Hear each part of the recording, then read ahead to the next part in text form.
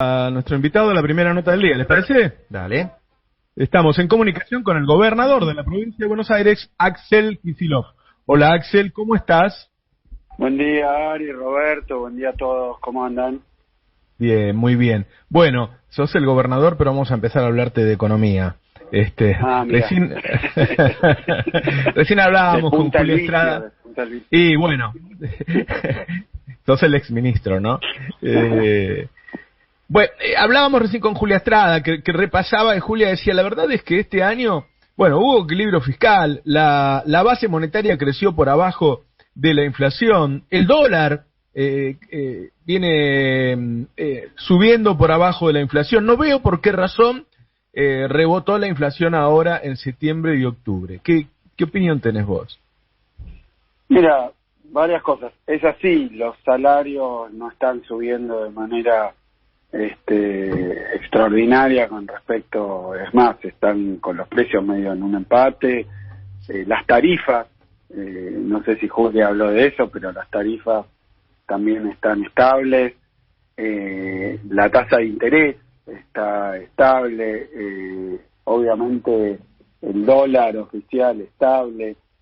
Desde el punto de vista de los costos, la verdad que no hay un justificativo para el incremento de los precios, como se está dando en este último tiempo. Ayer lo recibimos acá en la provincia, le invité a Roberto a que viniera a La Plata, también convocamos a intendente del conurbano, y nos decía que en los últimos días, o sea, primeros días de octubre, hubo productos enlatados y algunos productos más que tuvieron conservas, qué sé yo, que tuvieron incrementos del 10-15% en el transcurso de las últimas semanas.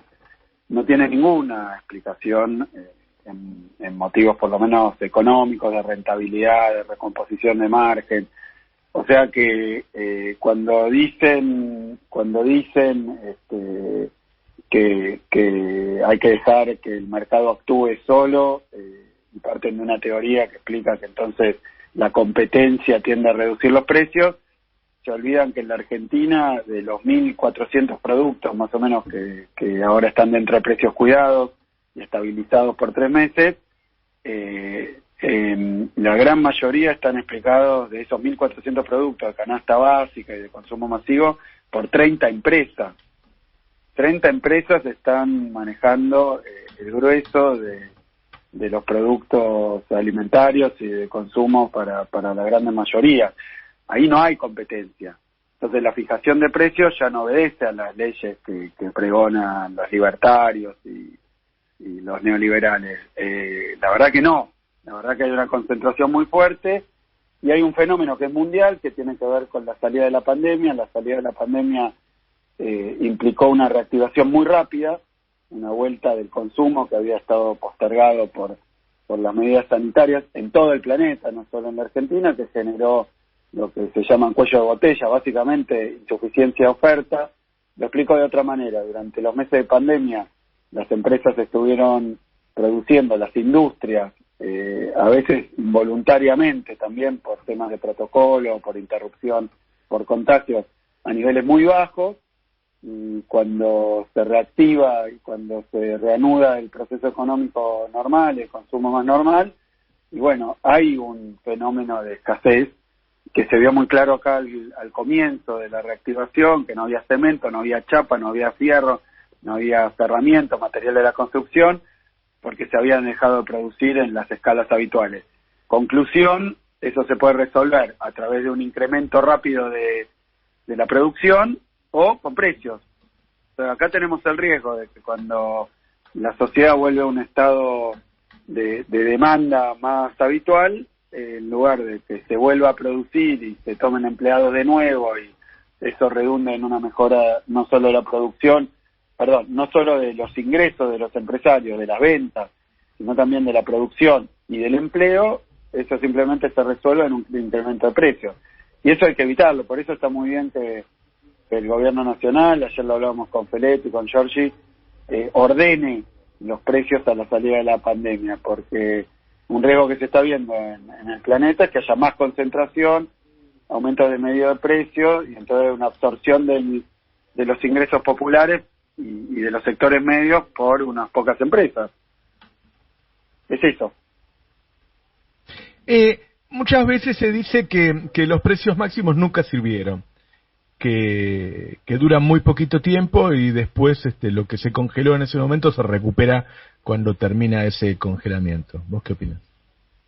Mira, nosotros lanzamos el programa Precios Cuidados, duró varios años con mucho éxito, eran acuerdos de precios con revisiones periódicas para una canasta de productos.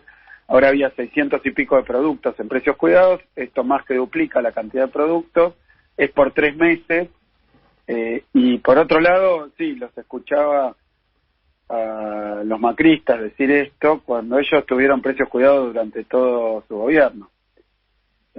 Así que si no funcionaba, no sé para qué lo sostuvieron, fuera de desvirtuarlo, aplicarlo mal y favorecer a las empresas, pero bueno, evidentemente no es así, no es como lo valora la sociedad, y para colmo, la salida de una pandemia hay que armonizar, hay que estabilizar las variables, porque si no, el riesgo es que cuando se va reanudando el proceso de consumo normal, eso se lo apropian unos pocos, y no puede ser, realmente no puede ser. Así como nos tocó cuidar la salud, conseguir las vacunas, ahora toca también cuidar el bolsillo y que la reactivación sea para todos, no para unos pocos.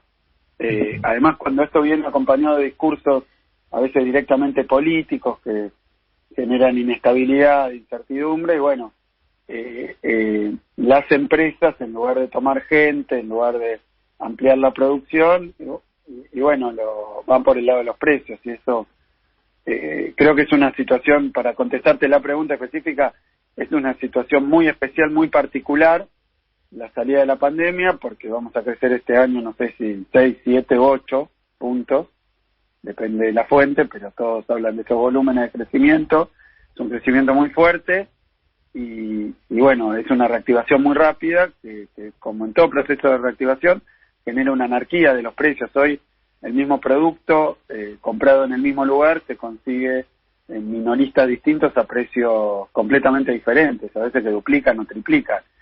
Entonces esto quiere decir que está habiendo una apropiación de una parte del ingreso por diferentes eslabones de la cadena productiva y de comercialización, y que generar este ordenamiento no les afecta a la rentabilidad. No es que alguien va a quebrar, que algo va...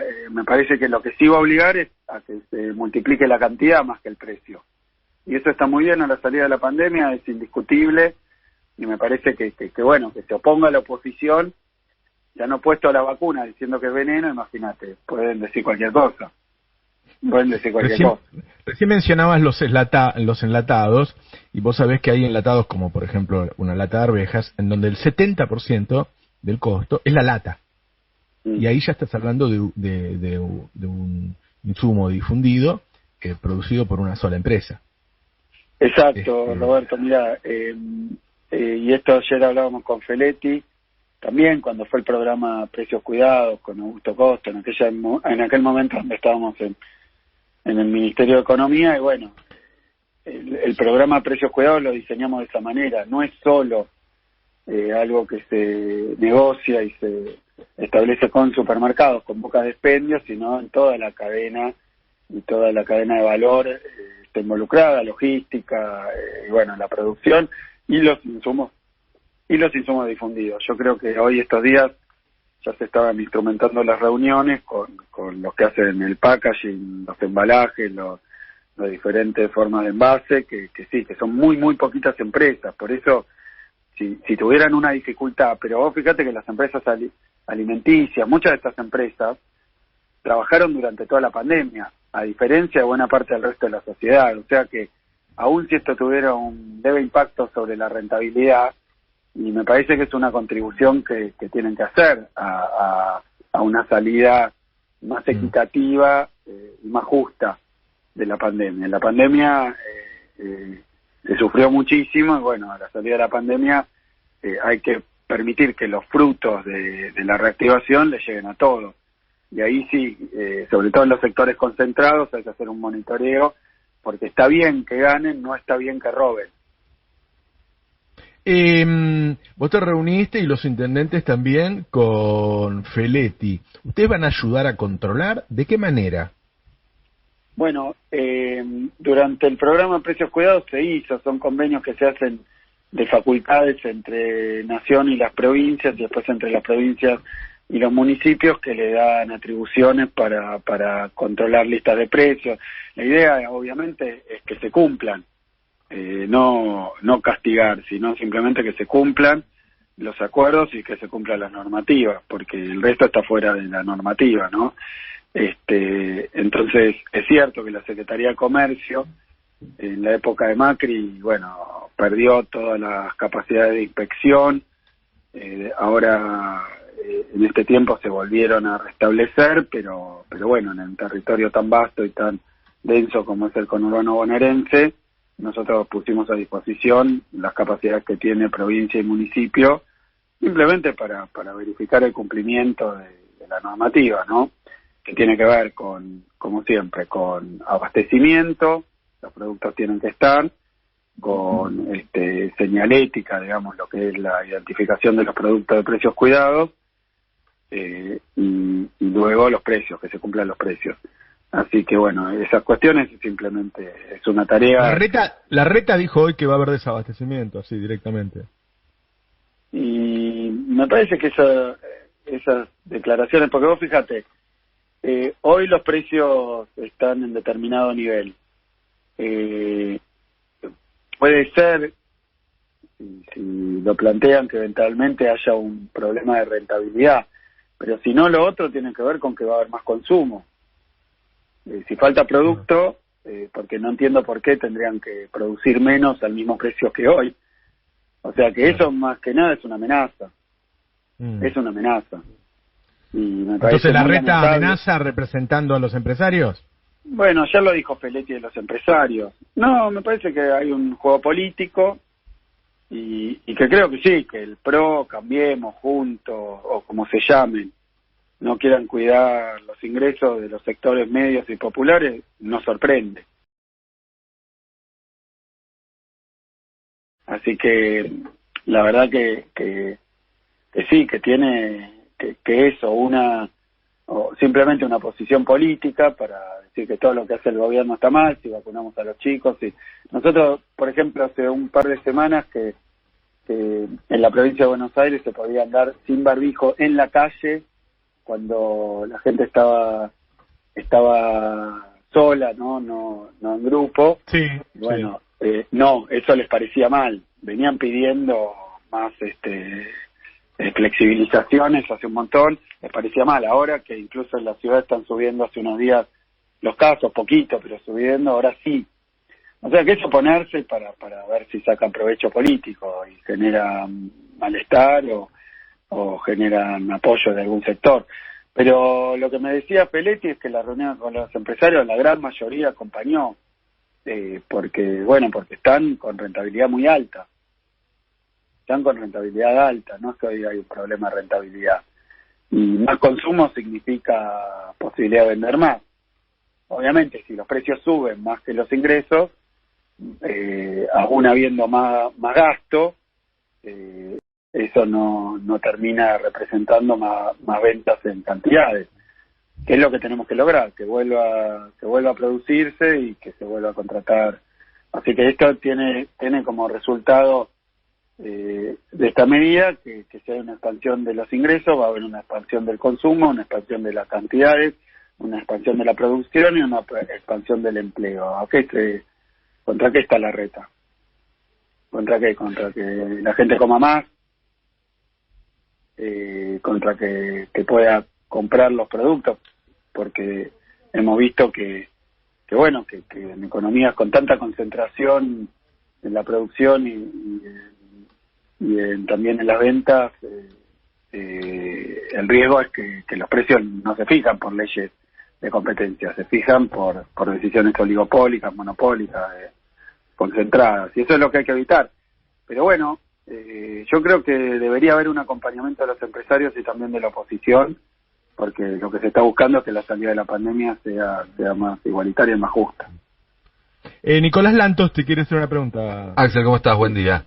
¿Cómo anda, Nico? Bien, muy bien. Vos recién justo mencionabas y me diste un pie perfecto, el acompañamiento de la oposición, de los empresarios, y dentro del Frente de Todos se está hablando, en los últimos días, lo dijeron a su manera Cristina Fernández de Kirchner, Alberto Fernández, también Sergio Massa, de convocar un diálogo o algún tipo de instancia de diálogo después del 14 de noviembre. Quería preguntarte tu opinión al respecto y cuáles crees que deberían ser los temas que deberían tratarse en ese diálogo y sobre todo ¿quién debería estar del otro lado de la mesa? Si tiene que ser la oposición política o si tiene que ser, como dijo Cristina alguna vez, los titulares, los grandes empresarios.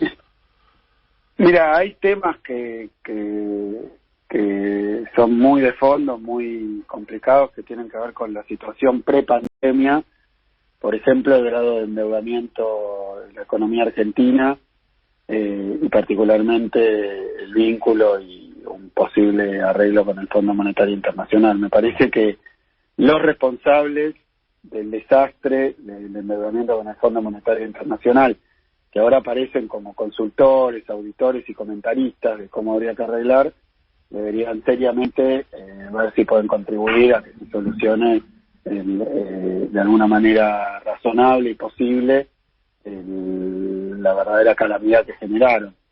O sea que la cuestión del fondo para mí es un tema a debatir. Después la cuestión que planteó Cristina varias veces del bimonetarismo de la economía argentina, la cuestión del dólar, de las restricciones externas, también habría que discutirlas. Pero bueno, ya contestaron que no quieren dialogar. Así que seguir proponiendo, creo que se choca con esta cuestión de que pregonan el diálogo, el consenso, siempre y cuando eso sea darle la razón en todo y no que queden absolutamente impunes de los desastres que hicieron. O sea que son diálogos donde no se puede hablar de la responsabilidad que tiene el macrismo en lo que hoy pasa. ¿Y cómo se sale de esa encrucijada? Digamos, la necesidad, por un lado, de resolver cuestiones que no se pueden resolver sin un acuerdo que exceda al Frente de Todos, y la poca predisposición de los que deberían ser esos interlocutores a sentarse a dialogar. No, en primer lugar exponiéndolo. En primer lugar exponiéndolo de cara a la sociedad, ¿no? Que siempre piden diálogo, consenso, pero bueno, cuando tuvieron una ventaja electoral, esta última paso, que en la provincia de Buenos Aires fue de 4 puntos, ya dijeron, Macri dijo, si pierden se tienen que ir. O sea que muy amantes de las instituciones, la democracia, el debate no son. Está claro. Después Vidal dijo que iban a ir por la presidencia de la Cámara de Diputados. Cuando nosotros, por ejemplo, ellos no tenían mayoría en las elecciones del 2015, ganaron por 1 punto y en balotaje, y se les cedió la presidencia de la Cámara por una cuestión de gobernabilidad institucional. Bueno, se ve que están dispuestas también a desconocer esas tradiciones, esos acuerdos básicos. O sea que me parece que hay que sacarles la careta, básicamente. Ese es un avance, porque lo raro es que el macrismo tenga la bandera, bueno, hay que respetar la justicia, y después Pepín Rodríguez Simón esté prófugo y Macri no quiere ir a declarar. Y para colmo sigan presentándose como paladines de la institucionalidad y la honestidad. Bueno, por eso, en ese sentido creo que hay una complicidad de algún sector de los medios de comunicación, macristas, porteños, que apoyan ese encubrimiento. Entonces creo que hay que exhibirlo, tienen que sacarse la máscara, son lo que son, y bueno, el peor de los mundos es necesitar realmente llegar a algunos acuerdos y que parezca que somos nosotros los que los estamos impidiendo.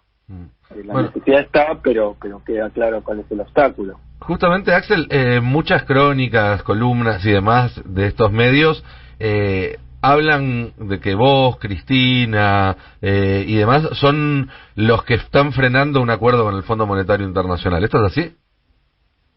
Mira, creo que el otro día lo escuché, incluso estuve reunido con Juan Mansur, que tuvo un viaje a Estados Unidos, lo hablo a menudo con Guzmán, con el propio Alberto. Todos creemos que si se alcanza un acuerdo, tiene que ser un acuerdo que parta de la base de que tiene que ser de realización posible, ¿no? Firmar un acuerdo sobre la base de algo imposible, creo que no le cierra a nadie. Y ahí está el problema de las magnitudes, ¿no? Macri endeudó a la Argentina a sola firma, porque lo hizo a sola firma y sin pasar por el Congreso y entre gallos y medianoche, tomando el crédito más grande de la historia del Fondo Monetario, que después se dedicó de manera sistemática a que esa plata se fugara, así que nos dejó en un problema grandísimo.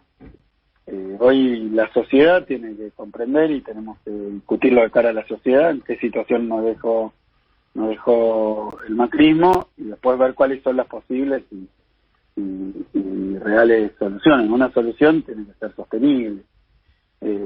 Lo que decimos todos es, claro que es conveniente llegar a un acuerdo, pero ese acuerdo tiene que ser posible, si no no tiene sentido. Bien. O sea, si las condiciones del fondo son incumplibles, es preferible no firmar. Quiero decir que hay que dar una discusión. Esperemos que el Fondo Monetario también reconozca su grado de participación en el desaguisado y que contribuya, ya que fue un préstamo absolutamente extemporáneo, absolutamente vinculado a la situación política del macrismo, con intervención política de Estados Unidos. Bueno, que la solución sea también política. Atenerse a los reglamentos está muy bien, pero ellos le prestaron a Argentina por fuera de toda escala y de toda razón y justicia, digamos. Así que ahora la salida de ese lugar tiene que tener en cuenta las condiciones, el pecado original, ¿no? Porque si no, vamos a estar tratando de solucionar por carriles normales algo que es absolutamente fuera de escala y excepcional. Así que creo que eso es algo que tiene que comprender el Fondo Monetario Internacional también. Además, hoy la Argentina tiene 61% del total prestado por el Fondo Monetario Internacional. Esa desproporción hace que Argentina necesite y merezca un tratamiento especial por el desastre que hicieron entre Macri y el Fondo. ¿Cómo ves las elecciones? ¿Se podrá mejorar la provincia de Buenos Aires? Sí, yo siempre digo que hubo una comprensión y un acuerdo con respecto a que las elecciones estas, por el calendario electoral, iban a producirse en una situación de pandemia, ¿no? Algo inconveniente, como mínimo, ¿no? Y complejo. Particularmente para el peronismo, hacer una campaña política en pandemia, donde las campañas del peronismo siempre son reuniones, actos, recorridas, contacto, y bueno, todo eso en pandemia era imposible porque era peligroso y había que obviamente priorizar la cuestión sanitaria. Entonces, por eso se decidió demorar la elección, posponerla. Las PASO, así todo, cayeron en plena pandemia todavía, y recién ahora estamos viendo condiciones sanitarias de salida de la pandemia. Así que yo creo que hay condiciones distintas, en lo económico, en lo sanitario, en lo político, porque hemos podido, yo he hecho plazo allá, estoy recorriendo la provincia de Buenos Aires, cosa que no se podía con el nivel de contagios que había, era una irresponsabilidad. Así que eso desde el punto de vista político creo que nos pone en condiciones distintas y más favorables. Después, obviamente, Roberto, sabés que las encuestas dieron para el demonio, todas, así que cómo nos va a ir no lo sé. Sí sé que lo que hay que recuperar no es el resultado electoral, sino la economía y la vida. Estamos volviendo a la vida. Y hay que concentrarse en eso, más allá de este resultado electoral tan atípico, porque es en medio de una pandemia, ¿no? Creo que no es comparable con nada, ni muy previsible, porque obviamente los estados de ánimo estuvieron muy moldeados por la situación de pandemia, por las pérdidas, por el desastre sanitario que se produjo a escala mundial. Ahora te digo, creo que también a muchos que no fueron a votar les quedó claro que si el macrismo después de perder una elección en la provincia y en el país, después de 4 años de hacer desastres, pero tener todos los apoyos posibles, hasta del Fondo Monetario Internacional, el macrismo, bueno, con la pandemia pretende que nos olvidemos de lo que hizo. Y creo que ahora estamos en una situación donde el macrismo evaluó que esta elección tan extraña, donde la afluencia electoral fue menor, les da un espaldarazo para venir con su programa. Su programa es el tarifazo, su programa es la distribución regresiva de los ingresos, es la concentración económica, es la fuga, es beneficiar a los que más tienen. Y bueno, me parece que ya han dicho que si ellos obtienen con esto unas mayorías en el Congreso Nacional o acá en la legislatura provincial, las van a usar para que se aplique su programa. Y si no lo queremos aplicar nosotros, que somos gobierno, pues bueno, van a trabar al gobierno. Esto creo que ya lo expresaron a viva voz, así que me parece que los que por un motivo o por otro no dieron un apoyo, creo que por la negativa está esta cuestión, y por la positiva, que para salir rápido de la pandemia y para salir de una manera justa de la pandemia, de una manera más equitativa de la pandemia, y necesitamos un apoyo político fuerte, y eso es lo que se va a expresar en esta elección. Si no, vamos a estar en condiciones muy difíciles que hasta pueden dificultar que la salida de la pandemia. Vos fíjate, lo último que te digo, la reactivación se está dando, pero será una reactivación con poca creación de empleo, con poca redistribución, y es ahí donde tienen que aparecer las medidas del gobierno encaminadas a generar los mecanismos de redistributivos y de equidad que se necesitan, porque además va a ser más vigorosa la reactivación si es con mejora salarial, si es con... Pero bueno, claro, los que pusieron los tarifazos con mayoría en las cámaras, los que no se endeudaron con mayoría en las cámaras, porque ahora el acuerdo con el FMI tiene que pasar por las cámaras. Entonces, la verdad que se juega algo muy importante y obvio, choqueados como estamos, comprometidos como estamos por la pandemia, bueno, tal vez no se llegó, o algunos no llegaron a ver lo que significaba esta elección, y es muy importante, no es cuestión de, bueno, qué sé yo. Y también gobernamos 2 años en pandemia, van 4 años de macrismo, más 2 años de pandemia, 6 años realmente muy complejos, y en lo económico, en todo, ¿no? En lo social, y creo que ahora hay que hacer una reconstrucción, viene una etapa de reconstrucción, y ahí tenemos que poner todas las fuerzas, todos los empeños, y bueno, estamos dispuestos a hacerlo, necesitamos ese acompañamiento. Axel, ¿viste el debate ayer? ¿Qué te pareció? Me parece que el formato, bueno, a mí no me gusta, lo he dicho 1000 veces, no entiendo por qué hay que hacerlo en ese canal. Me pareció que claramente Victoria tuvo un desempeño muy bueno. Santilli es otro producto más de la consultoría y el marketing político. Lo han puesto en la provincia, pero bueno, es otro vicejefe de gobierno, dependiente del macrismo y de Larreta, que manda en la provincia. Cuando Vidal ganó en el 15, después decidió que ni siquiera iba a venir a la provincia a ocupar el despacho del gobernador, gobernó desde la capital, o sea que no es que no la conozcan, tampoco les interesa, y eso quedó muy bien expuesto en un caso, bueno, ya una prueba ácida, que Santilli apoya que se le saquen fondos a la provincia, ya es el colmo, un candidato de la provincia, es el colmo. Lo hizo Vidal siendo gobernadora, bueno, ahora lo hace Santilli, y vi que estuvo muy bien en marcarlo, no solo el desconocimiento, sino que viene de la provincia para ayudar a la capital. Claro. A Nico le queda la última pregunta. Sí, quería hacerte una última pregunta, Axel, porque nosotros acá con Roberto en el pase, con Ari en el programa, venimos charlando hace mucho, que vemos varias señales de que a partir del 15 de noviembre va a haber una ofensiva de la oposición que va a buscar como mínima condicionar los 2 años que quedan de gobierno del Frente de Todos, y como máxima, quién sabe. Quería preguntarte si compartís ese diagnóstico y cómo crees que va a ser la realidad a partir del día después de la elección. Mirá, no tengo la bola de cristal, pero es cierto, como decía, que hay varios indicios. A ver, una oposición que dijo y inició juicio para convencer a a la gente que la vacuna era veneno, imagínate con mayoría en el Congreso Nacional. Le sacará una ley que prohíba las vacunas, hubiera sacado, ¿no? Así que bueno, yo veo como un tema riesgoso, porque además la pandemia es cierto que generó una situación, llamémosla, de shock, ¿no? Y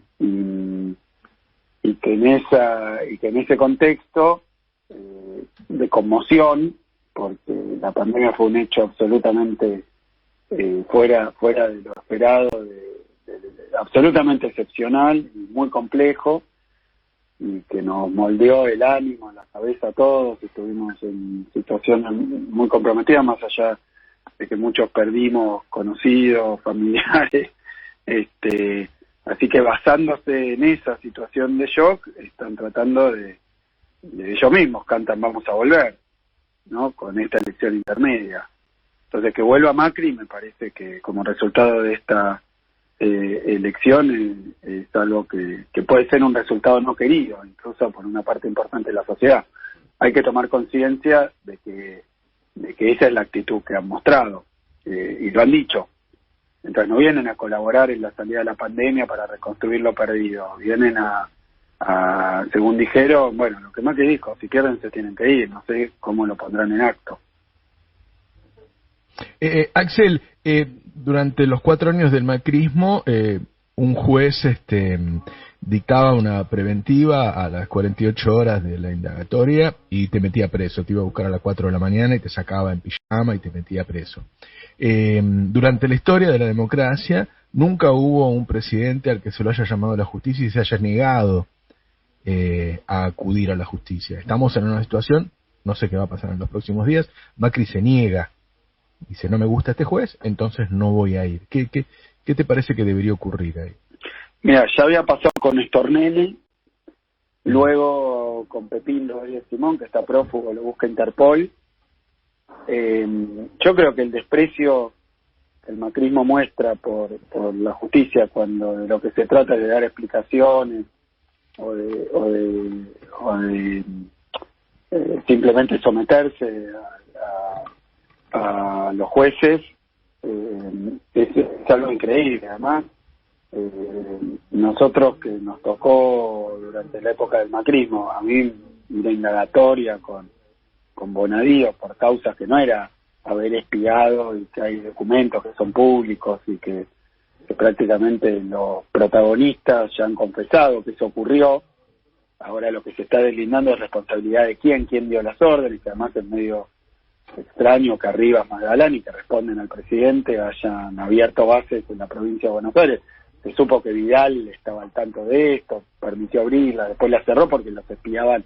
Macri también espía a los de su propia fuerza política, pero que ahora no quiere ir a la justicia, si quiere hacer una declaración ante la justicia, y bueno, eso es un hecho de una gravedad muy grande. A nosotros, incluso con Bonadío, que era un juez que claramente tenía una determinación política, pero así todo, respondimos a cada uno de los requerimientos de la justicia. Me parece que Macri lo que tiene que hacer es dar explicaciones ante la justicia y ante la sociedad, porque haber usado a los servicios de inteligencia para espiar opositores, para espiar organizaciones sociales, y ahora se agrega para espiar a víctimas de la cuestión de la tragedia de Lara San Juan, y la verdad que es ya eso tiene una gravedad institucional grandísima. Que ahora no vaya a la justicia le suma.